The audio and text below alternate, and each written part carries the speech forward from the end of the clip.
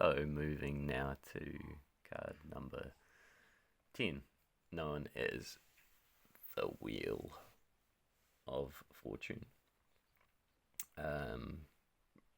Predominantly, sometimes named slightly different. In this first card here from the Wildwood Tarot, it's known as the Wheel, and then the other green card in there is the Enchanter's Wheel. And that one is from this lovely one here, the Forest of Enchantment Tarot. Really nice, a lot more green nature, pagan-y type tarot deck systems, and I went through a lot of different tarot decks and looked at symbolism for this particular card, the Wheel of Fortune. And it's all oftentimes much of a muchness. There's very few figures generally on the card. You'll oftentimes see, as we've got here on this card, which is from the Heaven and Earth Tarot, which is a bit more traditional. You oftentimes see 3 figures around a wheel. You'll also see that in the Thoth deck as well. And then these 4 creatures on the edge in this particular card. But more often than not, it's quite a different card to the rest that have been explored up until now, from like the Fool to the Hermit, and predominantly that it lacks a central figure. The central aspect of this card is, as its title suggests, the wheel. So, what is meant by the wheel? Simple concepts can be karma, cycles, fate, destiny. They're all components of the wheel, or the Wheel of Fortune. But there's another kind of aspect to the wheel as well, is about a system. And what do I mean by system? A system is a form of learning or knowledge that helps one direct one's life. And this can be made up from a lot of things. There's many ideas, concepts, philosophies, scriptural teachings from religions, codes, laws, etc. There's a plethora of them to choose from to help inform oneself about the world around them.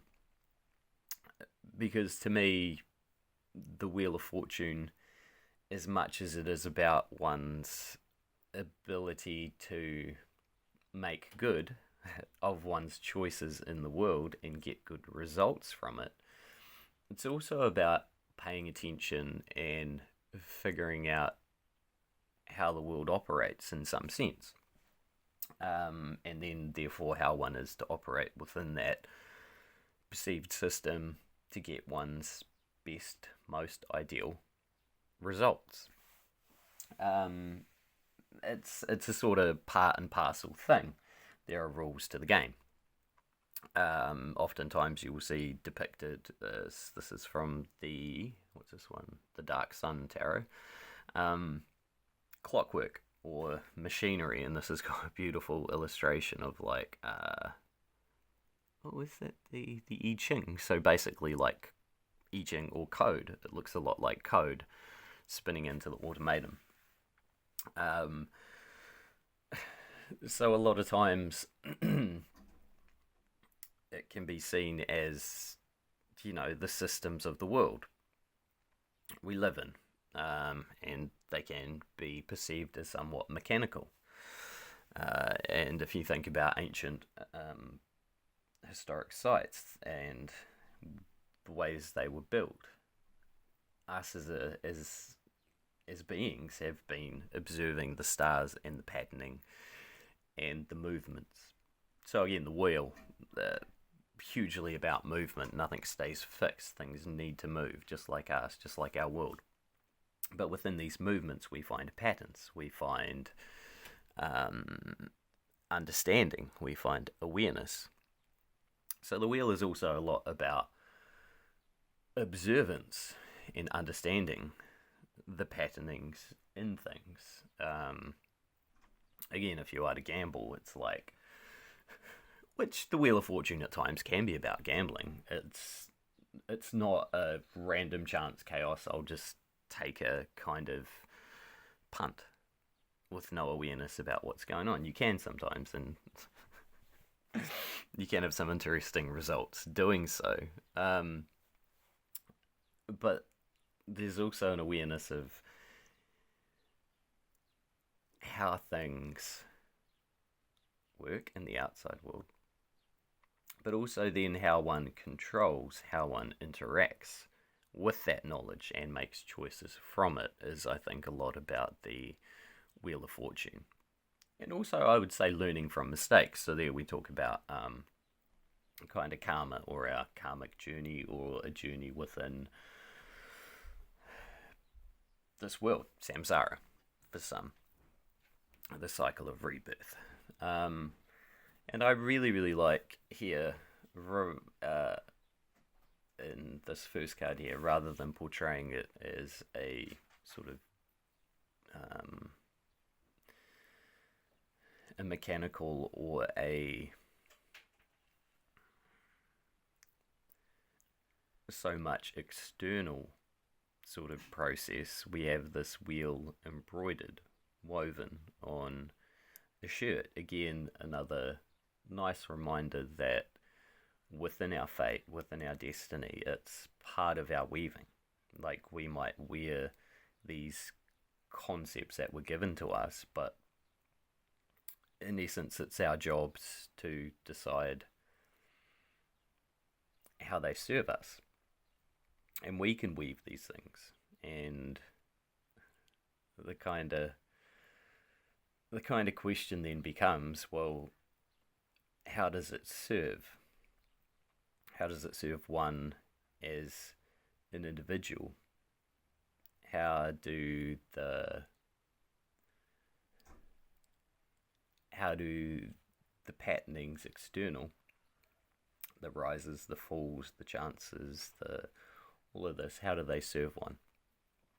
So the wheel is also a lot about growth as well, is recognition of a journey, a continuing journey, and also time.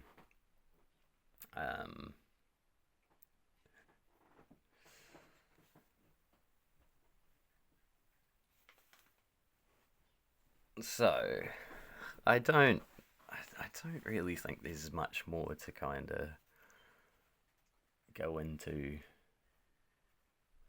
about it as such. Except maybe briefly, the game show, which shares the title, the Wheel of Fortune, which most people may be somewhat familiar with.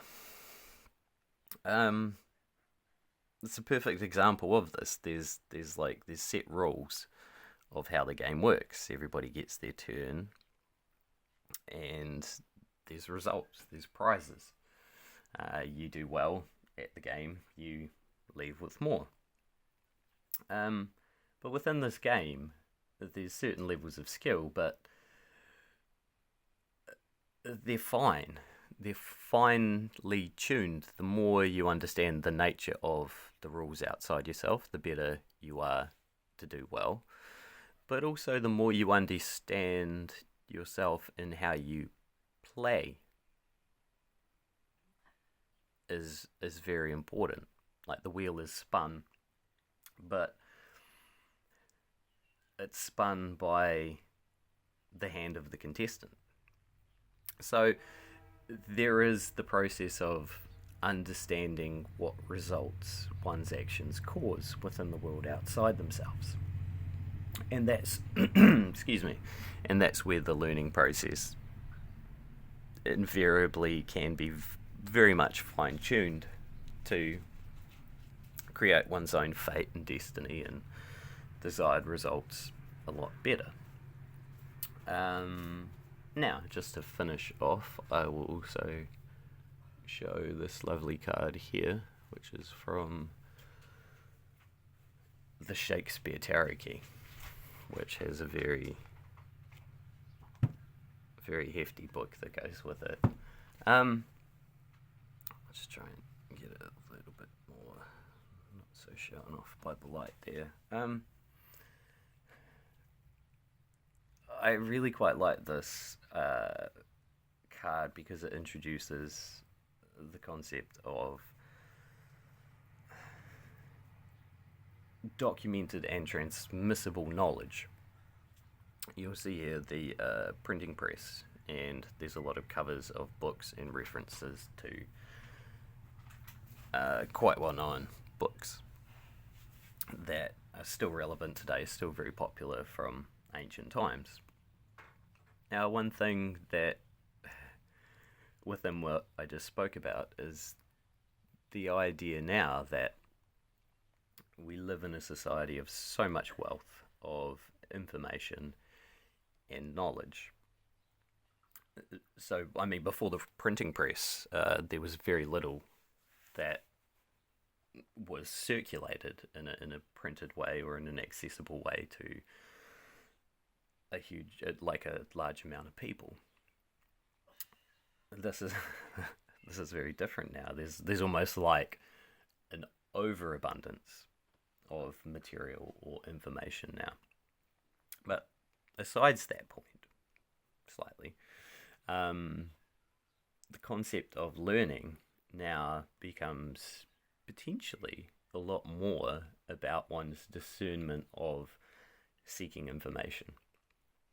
There is a great deal to be said for learning with one's own personal experience, and that will not necessarily be trumped by academic or researching or reading, but it's definitely a way where one can fine-tune and at least pick better ways to try things. So, eliminating, I guess, more kind of trial and error, filling one's head with ideas to know what kind of experiments or ways one wants to play might be more desirable based on the experiences of others, and because essentially we are in still the same realm with the same governing laws that beings were in thousands and thousands upon thousands of years ago. So the wealth of information from those times are still very relevant and very useful for us. So within the Wheel of Fortune, it is to be looked at what is one's understanding of how the world operates, of systems, of knowledge even. And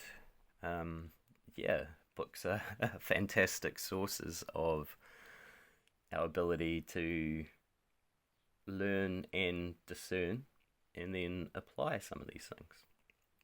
So I'll leave it at that without going on too much more. And a slightly difficult card for me to talk about, and I don't necessarily feel like I've done it quite justice, which is funnily the next card I'll do. But yeah, it's quite a different card to a lot, and I think to boil it down to a kind of very simple explanation doesn't necessarily do it justice, and there's probably a lot more nuances and other aspects to it that I don't understand yet or can't really talk about clearly. But there's a wealth, there's a wealth in it anyway, and I'm not gonna hang myself up on it for too long. Fantastic. Alrighty. Okay. Bye.